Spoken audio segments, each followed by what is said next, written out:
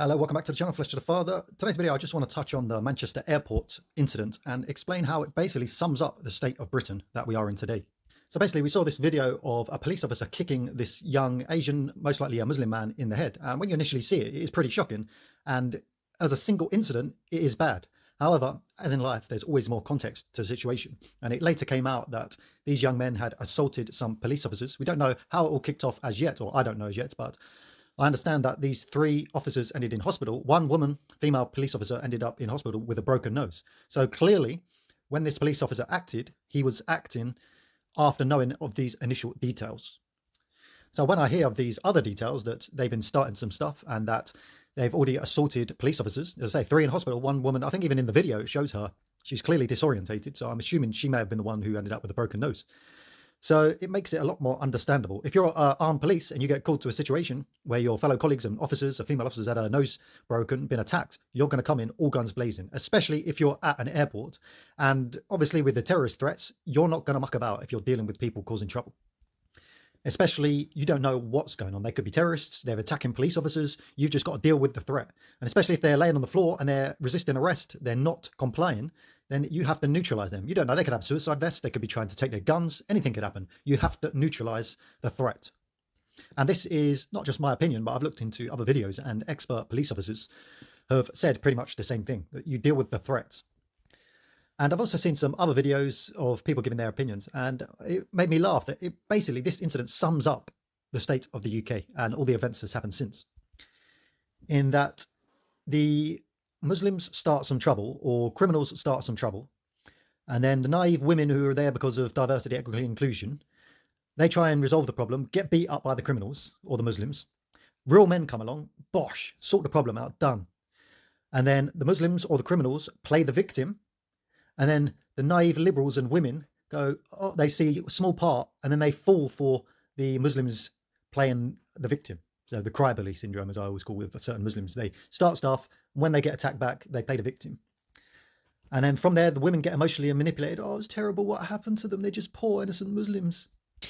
And then the man who actually sorted the problem, he has now been suspended, from what I understand.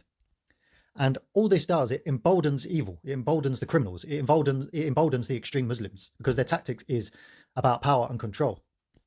So all this stuff about playing the victim, it's all about maintaining power and control and gaining a foothold in the country that they're in.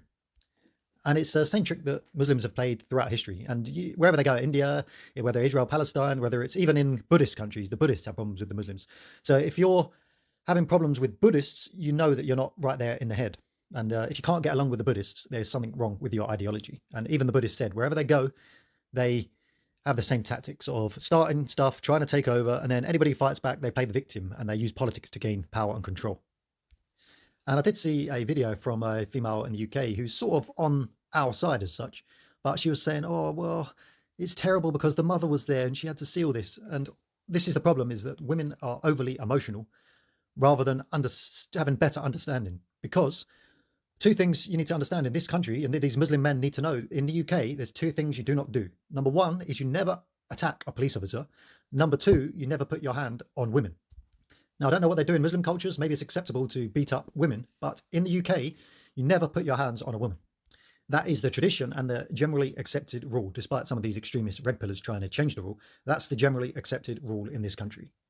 And that these naive, emotional women need to understand that evil needs to be dealt with and the innocent need to be protected. See, they got this idea of, oh, the poor mother, but what about the female police officer who's just been punched square in the nose and in hospital with a broken nose? And these men, ironically, are from Rochdale. And Rochdale is the place where a lot of Pakistan Muslim men gang raped a load of British and Sikh girls. So this is why the evil must be dealt with. Forget about the poor little mother. What about the woman with the broken nose? What about all the young girls who've been raped? What about all the other women who've been beaten up by such men? So we need to have strength to deal with these problems. In our country, basically, the criminals are protected and the righteous are not protected. In this case, the criminals are now being protected and made a victim rather than the enemy. And the man who dealt with the problem, he's been suspended. Now, if the police officer, if nothing happened before, this police officer he actually just hated Muslims, and this Muslim was on the floor and he said, I'm just going to boot him in the head for the fun of it, then obviously that would be wrong and evil.